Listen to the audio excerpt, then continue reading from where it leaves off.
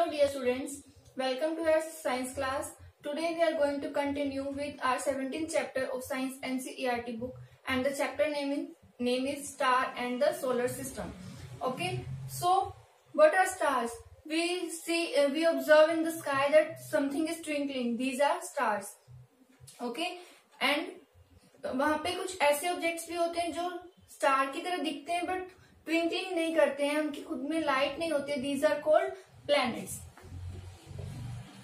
Stars जो twinkling करते हैं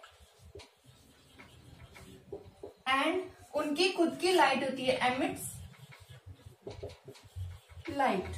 दीज आर कॉल्ड स्टार्स. लेकिन star like object but not twinkling, these are called planet. Okay, planet. अब इनके अलावा स्काई में हमें क्या दिखता है? मून भी दिखाई देता है. मून क्या है? मून एक सेलेस्टियल बॉडी है जो नाइट स्काई में सबसे ब्राइटेस्ट होती है. नाइट स्काई में ब्राइटेस्ट ऑब्जेक्ट जो है दैट इज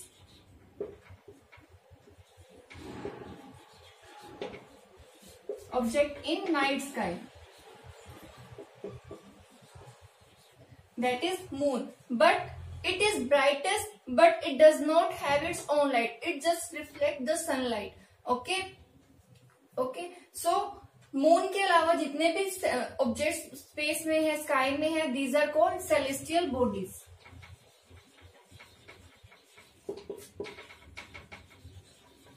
लाइक प्लैनेट्स है, स्टार्स है, मून है, और ये सब क्या होते हैं? ये होते हैं सेलेस्टियल बॉडीज. इन सब के अलावा स्काई में हमारे एस्ट्रॉइड्स, मिटियोर्स एंड कॉमेट्स, ये सब भी प्रेजेंट होते हैं. These all are called celestial bodies. और इन सेलेस्टियल बॉडीज की स्टडी को ही हम क्या कहते हैं? एस्ट्रोनॉमी. एस्ट्रोनॉमी. जब इन सेलेस्टियल बॉडीज और उनसे एसोसिएटेड जो फिनोमिना होते हैं, उनसे रिलेटेड जो धारणाएं होती है, उनकी स्टडी को हम कहते हैं astronomy. Okay, so let us make an observation about all these. First हम बात करते हैं मून की.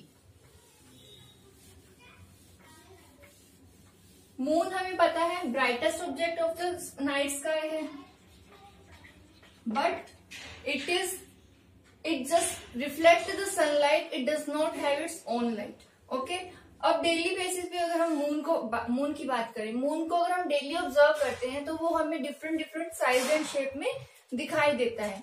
सो उसी के अकॉर्डिंग कभी हमें ये फुल मून दिखाई देता है, कभी हमें दिखाई देता ही नहीं है, कभी बहुत थिकर होता है, कभी बहुत थिन होता है. तो उसको हम उसी के अकॉर्डिंग हम कहते हैं जब हमें फुल डिस्क ऑफ मून की दिखाई देती है,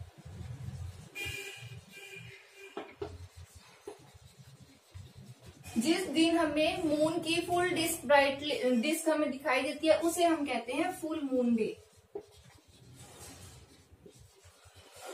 हिंदी में से पूर्णिमा भी कहते हैं. जिस दिन चांद हमें पूरा दिखाई देता है, that is called full moon day. और इसके बाद में इसके नेक्स्ट डे क्या होता है? जब हमें इसके आफ्टर 15 डेज जब हमें मून बिल्कुल ही दिखाई नहीं देता है, उसे हम कहते हैं new moon day. Full moon day जब पूरा चांद दिखाई देता है, हिंदी में से कहते हैं पूर्णिमा. और न्यू मून डे जब हमें चांद बिल्कुल भी विजिबल नहीं होता है, उसे हम कहते हैं अमावस्या या फिर न्यू मून डे. और न्यू मून डे के बाद में ये फेज 15 डे के पीरियड गैप का होता है. ओके, और उसके बाद में जब न्यू मून डे के बाद में नेक्स्ट डे हमें थोड़ा सा ब्राइट पार्ट दिखाई देता है मून का, उसे हम कहते हैं crescent moon.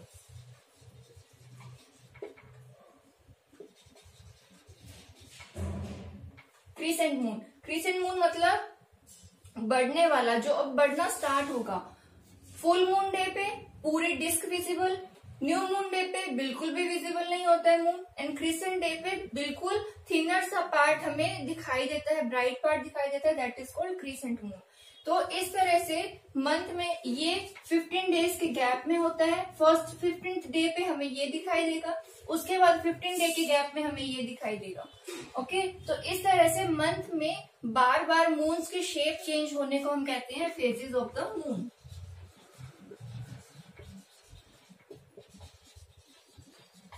Phases of the moon. और इन फेजेस ऑफ मून के अकॉर्डिंग ही, कि इनके बेसिस पे इंडिया में बहुत सारे फेस्टिवल्स और ओकेजन सेलिब्रेट किए जाते हैं। जैसे दीपावली हम न्यू मून डे पे सेलिब्रेट करते हैं, गुरु नानक जयंती हम फुल मून डे पे सेलिब्रेट करते हैं, गुरु पूर्णिमा जिसे बोलते हैं वो हम फुल मून डे पे सेलिब्रेट करते हैं। इसी तरह से महाशिवरात्रि होती है, उसे हम 13th डे पे सेलिब्रेट करते हैं। इस तरह से डेज के अकॉर्डिंग, फेज के अकॉर्डिंग हम फेस्टिवल्स को सेलिब्रेट करते हैं।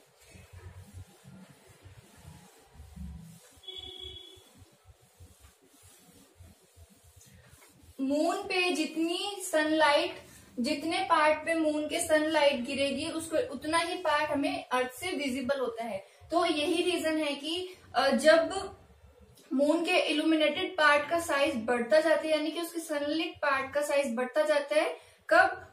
Full moon day, new moon day के बाद में, यानी अमावस्या के बाद में, फुल न्यू मून डे के बाद में मून का जो सनलिट पार्ट है, जो उसका इल्यूमिनेटेड पार्ट है, जो उसका ब्राइट पार्ट है, उसका साइज इंक्रीज होना स्टार्ट होता है। लेकिन न्यू मून डे के, फुल मून डे के बाद में उसका साइज डिक्रीज होना स्टार्ट हो जाता है। Now let's talk about moon surface. Moon surface हमें पता है बहुत ही डस्टी होता है एंड उस पर क्रेटर्स होते हैं। क्रेटर्स यानी गड्ढे होते हैं डिफरेंट डिफरेंट साइजेस के। So here our first topic, first celestial body is completed, that was moon. Now next one is stars.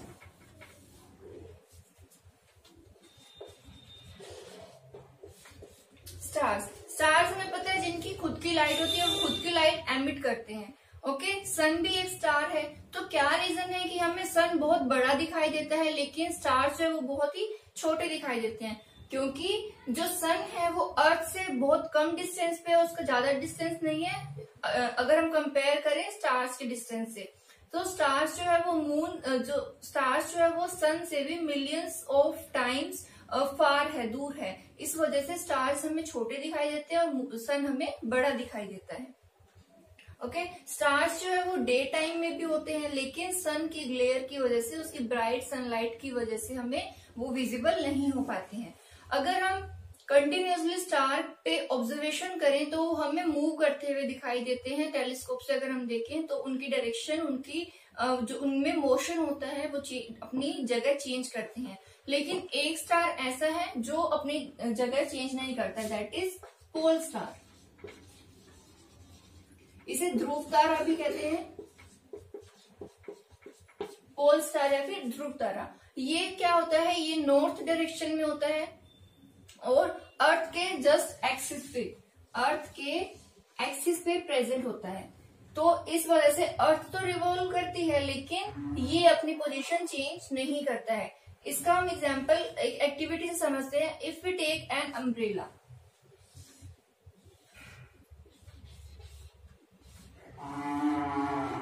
Umbrella लिया हमने, अब इसके अंदर की तरफ एक स्टार हमने यहाँ पे सेंटर में, ये रोड अंदर जा रही है, एक स्टार हमने यहाँ पे बनाया, एक यहाँ पर, यहाँ पर, यहाँ पर, यहाँ पर।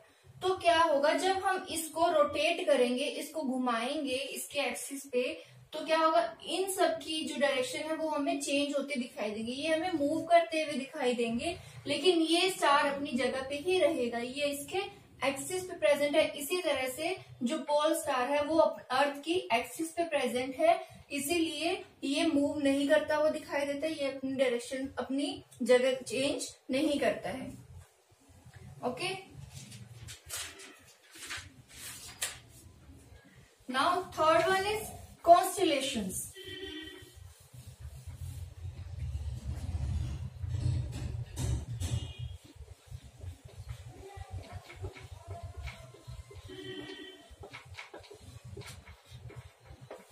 कॉन्स्टेलेशन क्या है? ये है ग्रुप ऑफ स्टार्स।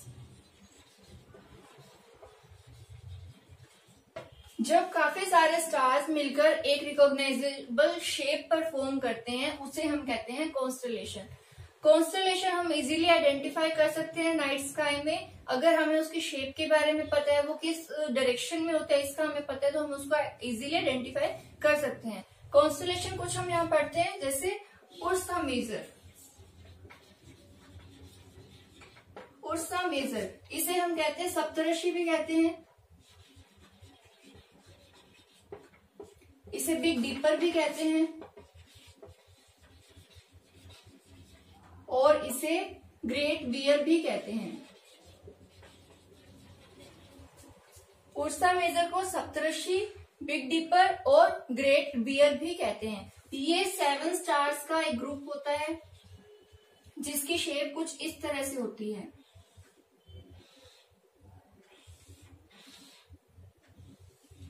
एक स्टार यहां पर, एक यहां पर। ओके, ये 7 स्टार्स का एक ग्रुप होता है जिसे उर्सा मेजर कहते हैं। इसकी शेप या तो क्वेश्चन मार्क या फिर एक लैडल जिसे करछी कहते हैं उसकी शेप की होती है। और ये समर्स में हम इजीली इसको ऑब्जर्व कर सकते हैं, इसको इजीली हम समर में देख सकते हैं। और ये जो पोल स्टार है उसके अराउंड मूव करता है, इट मीन्स ये नॉर्थ डायरेक्शन में प्रेजेंट होता है क्योंकि ये पोल स्टार के अराउंड मूव करता है। इसके बाद में नेक्स्ट वन इज ओरियन, जिसे हंटर भी कहते हैं। नेक्स्ट वन इज ओरियन, इसे हम हंटर भी कहते हैं। ये क्या होता है, ये ड्यूरिंग विंटर्स, ये समर में दिखाई देता है लेकिन ये विंटर्स में दिखाई देता है। और इसमें 7 to 8 स्टार्स होते हैं, 7 to 8 स्टार्स होते हैं। इसकी शेप कुछ इस तरह से होती है।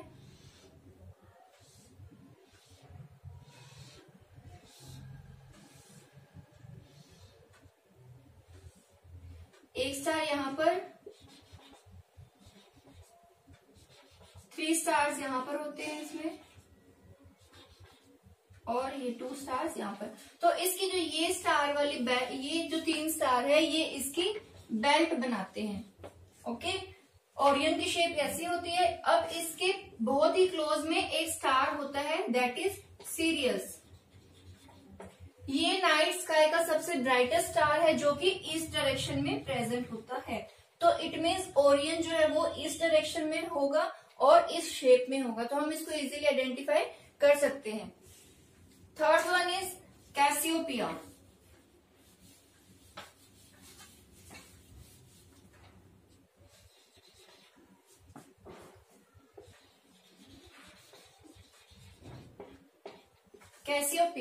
कैसियोपिया जो है वो नदर्न स्काई में होता है, इट मीन्स नॉर्थ डायरेक्शन में नदर्न स्काई में होता है। और इसमें इसको ये विजिबल होता है विंटर्स में। और इसकी शेप जो होती है वो डिस्टॉर्टेड एम या फिर डब्ल्यू के लेटर की होती है। जैसे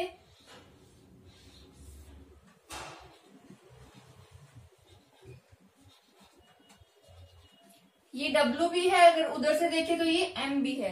तो इसकी शेप कुछ ऐसी होती है। इसमें 5 स्टार्स होते हैं कैसियोपिया। तो ये 3 तरह के कॉन्स्टलेशंस हमने डिस्कस किए। That one these are Ursa Major, जिसको सप्तऋषि, बिग डीपर या फिर ग्रेट बियर भी कहते हैं, ओरियन, हंटर और कैसियोपिया। ये 3 तरह के कॉन्स्टलेशंस हमने डिस्कस किए। नेक्स्ट हम बात करेंगे सोलर सिस्टम की। सोलर सिस्टम में हमें पता है सोलर सिस्टम का हेड कौन है, सन। Solar system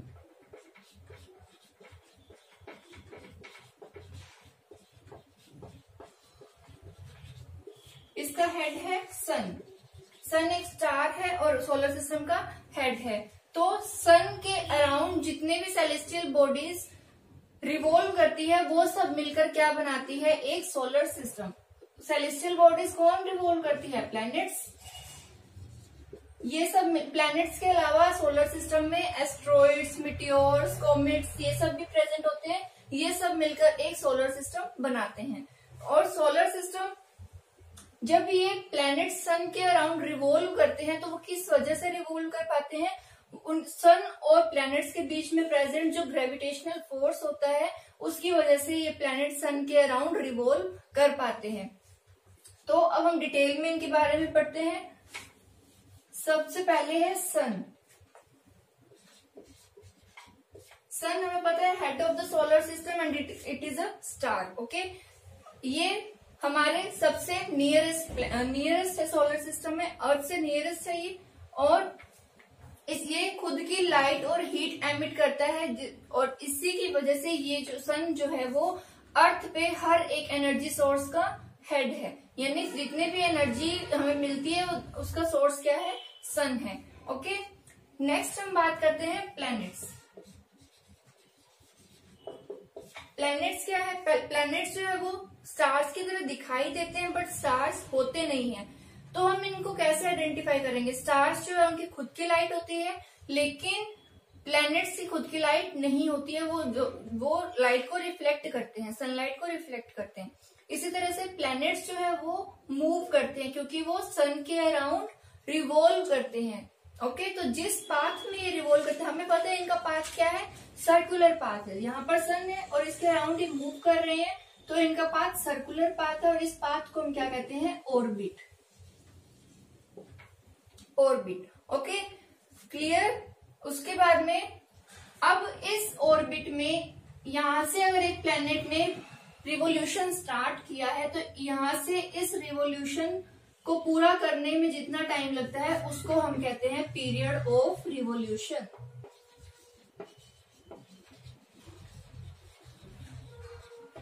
period of revolution.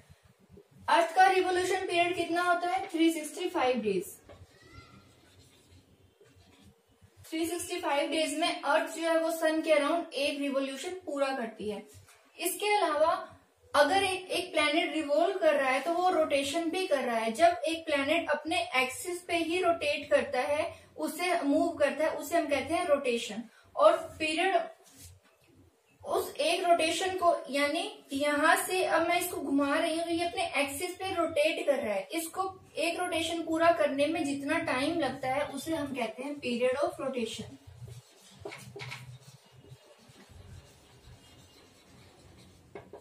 Period of rotation. और अर्थ को एक रोटेशन कंप्लीट करने में जो टाइम लगता है that is 24 hours. Okay, period of revolution यहां से एक सर्कल कंप्लीट करने में और अपने ही एक्सिस पे मूव करने में जो टाइम लगता है उसे हम कहते हैं पीरियड ऑफ रोटेशन, और ये होता है अर्थ का 24 आवर्स। ओके, ये तो बात थी कि प्लैनेट्स जो है वो सन के अराउंड मूव कर रहे हैं, लेकिन कुछ ऐसे सेलेस्टियल ऑब्जेक्ट्स होते हैं या कुछ ऐसे प्लैनेट्स होते हैं जो दूसरे प्लैनेट के अराउंड ही रिवॉल्व करते हैं, उन्हें हम कहते हैं सैटेलाइट्स। जब एक सेलेस्टियल बॉडी दूसरी सेलेस्टियल बॉडी के अराउंड रिवॉल्व करती है उसे हम कहते हैं सैटेलाइट। मून का हमें पता है, मून जो है वो नेचुरल सैटेलाइट है। मून अर्थ के अराउंड रिवॉल्व करता है। मून एक सेलेस्टियल ऑब्जेक्ट है, अर्थ एक प्लेनेट है, तो मून जो है वो अर्थ के अराउंड रिवॉल्व करता है, तो वो अर्थ की नेचुरल सैटेलाइट है। लेकिन कुछ सैटेलाइट मैनमेड भी होती है, उन्हें हम कहते हैं आर्टिफिशियल सैटेलाइट।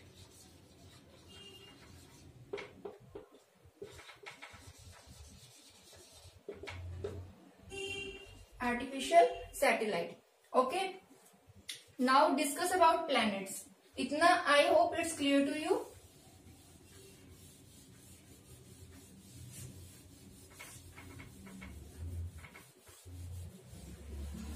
प्लैनेट्स, प्लैनेट्स हमें पता है कितने होते हैं, 8 प्लैनेट्स। 8 मर्क्यूरी, जिसे हम बुध भी कहते हैं, राइट, वेनस, शुक्र जिसे कहते हैं, फिर आती है अर्थ, पृथ्वी, उसके बाद में मार्स, मंगल, जुपिटर, इसे हम कहते हैं बृहस्पति,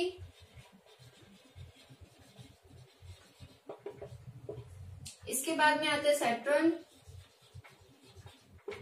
ये होता है शनि, उसके बाद में यूरेनस एंड नेपच्यून। ये 8 प्लैनेट्स होते हैं, 8 प्लैनेट्स होते हैं जो कि सन के अराउंड रिवॉल्व करते हैं। So first one is mercury. Mercury nearest and smallest planet है, क्योंकि ये सन के बहुत ही नजदीक है तो ये नियरेस्ट हो गया और सबसे छोटा प्लैनेट है। इसके अलावा इसको या तो सनराइज से जस्ट पहले या फिर सनसेट के जस्ट बाद में हम होरिजन पे देख सकते हैं, क्योंकि ये इतना सन के इतना नजदीक होता है कि ये सन के ग्लेयर में ही छुप जाता है। इसके अलावा इसकी कोई अपनी सैटेलाइट नहीं है और इसकी जो रोटेशन रिवोल्यूशन की जो डायरेक्शन होती है that is counter clockwise, it means anti clockwise. ये जाएगा वेस्ट से ईस्ट की तरफ, इस तरह से अपने रिवॉल्व करेगा। जैसे ये सन है, यहाँ पर इसमें क्या हुआ, मर्क्यूरी आया तो इसकी जो डायरेक्शन होगी वो होगी इस तरफ, ये ऐसे रिवॉल्व करेगा। इसके बाद में वेनस, ये जो है ये अर्थ का क्लोजेस्ट नेबर है, क्योंकि इसके जस्ट बाद में अर्थ है, ये अर्थ का क्लोजेस्ट नेबर है और brightest planet of the solar system, सबसे चमकता हुआ जो प्लैनेट है दैट इज वेनस। इसकी भी खुद की कोई नहीं है, सैटेलाइट्स नहीं है और इसको मॉर्निंग या फिर इवनिंग स्टार भी बोला जाता है, लेकिन ये स्टार नहीं है, बस इसको बोला जाता है मॉर्निंग या इवनिंग स्टार बोला जाता है, क्योंकि ये या तो मॉर्निंग में सनराइज से जस्ट पहले दिखाई देता है या फिर सनसेट के जस्ट बाद में। ओके, और इसकी जो डायरेक्शन होती है, इसकी डायरेक्शन होती है क्लॉकवाइज। ये इस तरफ, जैसे क्लॉक की जो नीडल होती है वो मूव करती है, उस डायरेक्शन में इसकी मूवमेंट होती है। ये वाला था मर्क्यूरी, ये है वेनस, इसकी डायरेक्शन ऑपोजिट होती है।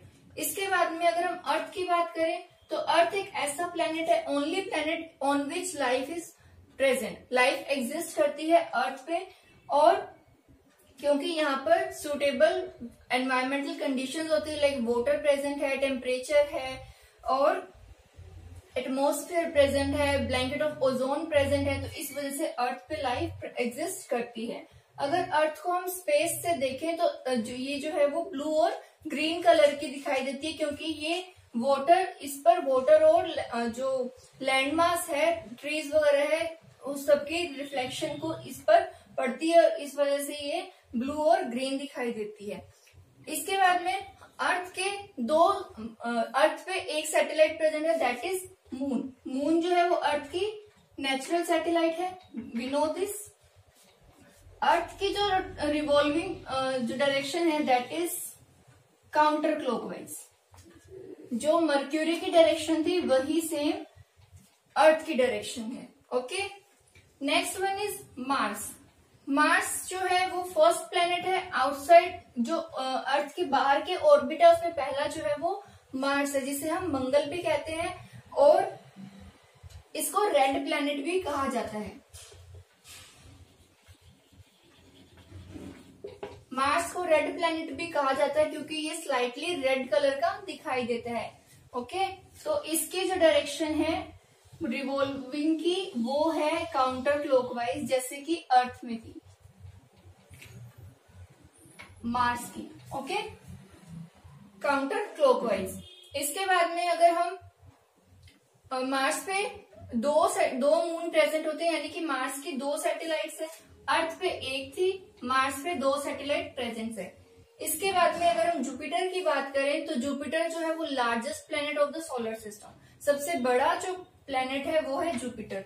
जुपिटर के इसमें क्या होता है, इसके ऊपर सरफेस पे कुछ फेंट रिंग्स दिखाई देती है, रिंग की स्ट्रिप्स दिखाई देती है। इसके अलावा इसमें काफी लार्ज नंबर में सैटेलाइट प्रेजेंट होती है, अबाउट 79 सैटेलाइट्स जो है वो जुपिटर में प्रेजेंट है, और इसकी डायरेक्शन भी क्या होती है, काउंटर क्लॉकवाइज।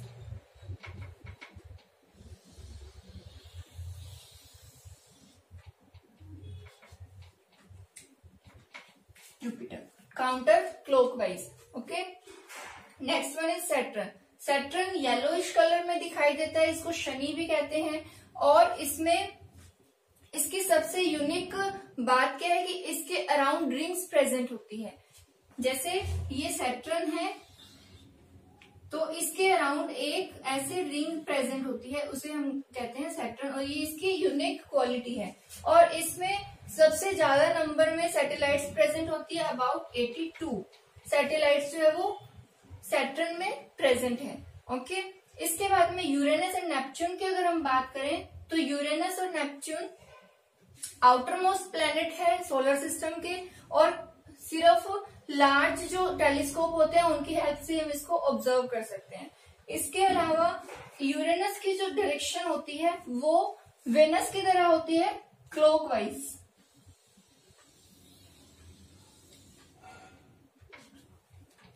यूरेनस की जो है, यूरेनस और नेपच्यून की, उनकी डायरेक्शन क्लॉकवाइज होती है जस्ट लाइक वेनस, बाकी सबकी होती है counter clockwise. Okay, so I hope it's clear to you all. अब प्लैनेट्स में अगर हम बात करें तो 4 इनर प्लैनेट होते हैं और 4 आउटर मोस्ट प्लैनेट होते हैं। इनर प्लैनेट कौन से होंगे? सबसे पहला तो था Mercury, Venus, Earth and Mars. ये चारों प्लैनेट इनर प्लैनेट होते हैं और इनमें बहुत ही कम नंबर में सैटेलाइट्स प्रेजेंट होती है। लेकिन Jupiter, Saturn, Uranus and Neptune, ये चारों आउटर प्लैनेट होते हैं और इनमें large number of satellites present होती है। So I hope it's all clear to you. अब हम बात करते हैं कि सोलर सिस्टम में प्लैनेट्स के अलावा, सन के अलावा कुछ और ऑब्जेक्ट्स भी प्रेजेंट होते हैं, कुछ और मेंबर्स होते हैं, उनके बारे में हम डिस्कस करते हैं। इसमें जो अदर मेंबर्स प्रेजेंट होते हैं, these are asteroids, comets and meteors,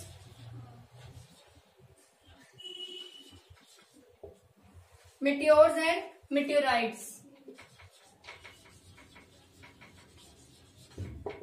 meteors and meteorites। तो एस्ट्रॉइड्स क्या होते हैं? एस्ट्रॉइड जो आप इमेज में देख रहे हो, इस तरह के स्टोन लाइक ऑब्जेक्ट्स होते हैं जिसमें, जो कि Mars and Jupiter, Mars and Jupiter के ऑर्बिट्स के बीच में जो स्पेस प्रेजेंट होता है उसमें ये एस्ट्रॉइड्स जो है वो सन के अराउंड रिवॉल्व करते हैं। और इनको लार्ज टेलीस्कोप की हेल्प से ही ऑब्जर्व किया जा सकता है। नेक्स्ट अगर हम कॉमेट्स की बात करें तो ये भी सोलर सिस्टम का एक इम्पोर्टेंट पार्ट है जो कि रिवॉल्व करता है हाईली एलिप्टिकल ऑर्बिट्स में। हाईली एलिप्टिकल ऑर्बिट्स में जब ये रिवॉल्व करते हैं तो इनका पीरियड ऑफ रिवोल्यूशन भी लार्ज होता है। इसके अलावा कॉमेट्स जो है वो एक ब्राइट हेड एंड टेल के फॉर्म में होते हैं, यानी कि इसमें हेड एंड टेल प्रेजेंट होते हैं। और कॉमेट्स जो है वो पीरियोडिकली अपीयर होते हैं। जैसे कि एक हेलिस कॉमेट था जो कि 76 इयर्स में एक बार ही अपीयर होता है। तो ये लास्ट जो देखा गया था 1986 में देखा गया था। तो अब आप मेरे को कमेंट सेक्शन में बताओ कि ये नेक्स्ट कब देखा जाएगा। हेलिस कॉमेट 76 इयर्स में के बाद में दिखाई देता है एक बार। लास्ट हमने देखा था 1986 में। तो लेट मी नो कि आप क्या बता सकते हो कि नेक्स्ट टाइम हमें कब दिखाई देगा। So it was about comets. Next one is meteors and meteorites. Meteors क्या होते हैं? ये ब्राइट स्ट्रीक्स ऑफ लाइट होती है, जैसे हमें कई बार दिखता है, हम कहते हैं कि तारा टूटता हुआ दिखाई दे रहा है, बट तारा नहीं टूटता है, दैट इज शूटिंग स्टार हम इसको बोलते हैं, लेकिन ये स्टार नहीं है। और ये कुछ मोमेंट्स के लिए ग्लो करता है, ब्राइट हमें इसकी लाइट दिखाई देती है, लेकिन कुछ ही सेकंड्स में ये डिसअपियर हो जाता है क्योंकि ये मिटियोर्स है। मिटियोर्स क्या होते हैं? अर्थ के एटमॉस्फेयर में प्रेजेंट होते हैं, लेकिन कुछ ही सेकंड में प्रेजेंट होने एटमॉस्फेयर में प्रेजेंट होने के कुछ ही सेकेंड्स के बाद में ये डिसअपियर हो जाते हैं और इवेपोरेट हो जाते हैं, तो उन्हें हम कहते हैं मिटियोर्स। मिटियोराइट्स क्या होते हैं? कुछ मिटियोर्स जो है काफी लार्ज होते हैं, जो कि अर्थ एटमॉस्फेयर में प्रेजेंट के बाद में अर्थ के सरफेस तक भी आते हैं, सरफेस तक आते हैं कंप्लीटली इवेपोरेट हुए बिना, उन्हें हम कहते हैं मिटियोराइट्स। लार्ज मिटियोर्स जो होते हैं दीज आर कॉल्ड मिटियोराइट्स, जो कि अर्थ सरफेस तक पहुंचते हैं बिना इवेपोरेट हुए। So I hope it's clear to you. Here our solar system is completed. Now let's discuss about artificial satellites.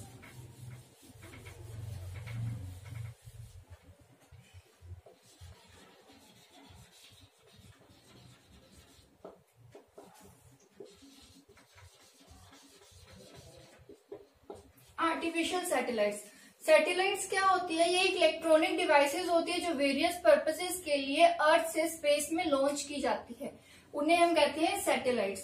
तो सैटेलाइट्स की हेल्प से हम काफी कुछ एप्लीकेशंस हम कर सकते हैं। नेचुरल सैटेलाइट होती है मून, जो कि कुछ एक प्लैनेट्स पे है और कुछ एक पे नहीं है, लेकिन आर्टिफिशियल सैटेलाइट्स हम किसी भी प्लैनेट पे भेज सकते हैं। ये सैटेलाइट क्या करती है, जिस प्लैनेट की हमें इंफॉर्मेशन चाहिए उसके ऑर्बिट में एंटर करती है और उसके बारे में हमें बताती है, उसके अराउंड वो रिवॉल्व करती है। ओके, जैसे अब हमें अर्थ के बारे में कुछ जानना है, अर्थ की सरफेस के बारे में, सरफेस कैसी है, अर्थ पे क्या कुछ प्रेजेंट है, तो हम सैटेलाइट की हेल्प से हम इसको रिकॉग्नाइज कर सकते हैं। तो ये सैटेलाइट हम अर्थ से लॉन्च करेंगे, जो कि अर्थ प्लैनेट के अराउंड रिवॉल्व करेगी और हमें उसकी सारी इंफॉर्मेशन प्रोवाइड कर जाएगी। तो आर्टिफिशियल सैटेलाइट मैनमेड होती है और first artificial satellite was Aryabhata. ये फर्स्ट इंडियन सैटेलाइट थी मैनमेड। ओके, इसके अलावा काफी सारी सैटेलाइट्स मैनमेड बनाई गई है। दीज आर एडुसैट, कल्पना 1, इसके अलावा IRS, इनसैट, ये काफी तरह की सैटेलाइट्स है जो कि मैनमेड इंडिया में बनाई गई है और स्पेस में लॉन्च भी की गई है। अब आर्टिफिशियल सैटेलाइट्स का पर्पस क्या है, हम इसे क्या एप्लीकेशन कर सकते हैं? तो इसका यूज हम करते हैं ट्रांसमिटिंग टेलीविजन के लिए, वेदर फोरकास्टिंग के लिए, remote sensing, telecommunication and radio signals को प्रोवाइड करवाने के लिए हम आर्टिफिशियल सैटेलाइट्स का यूज करते हैं। So here our chapter is completed. I hope it's clear to you very well. If you have any doubt or query, then drop it in comment section. Thank you.